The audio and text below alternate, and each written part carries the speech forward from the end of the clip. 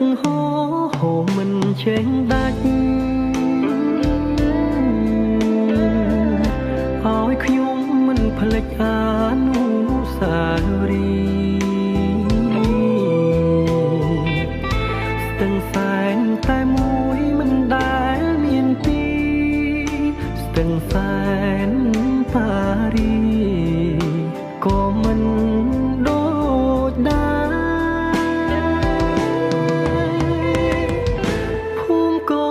ភូមិគង់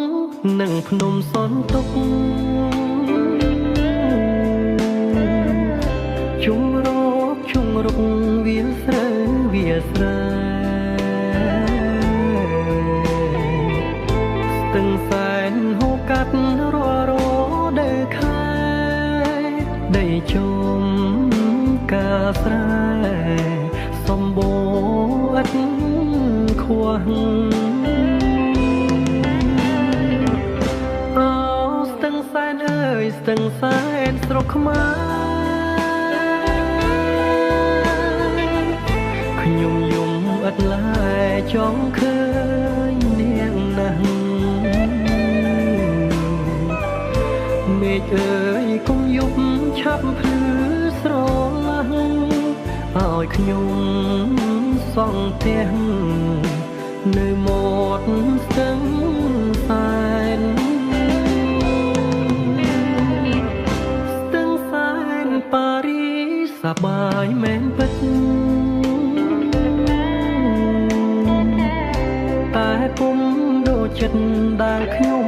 ប្រាថ្នាខ្ញុំចង់រួមឲ្យស្គាល់ភ័ក្ត្រាដងស្ទឹងស្នេហា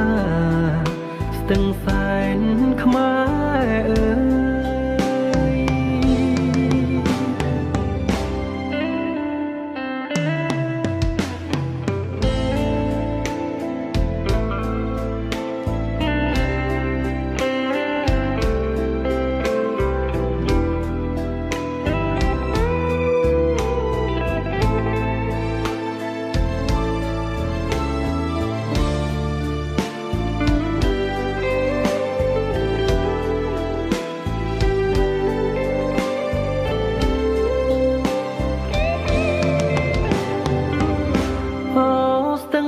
អើយនាងហូ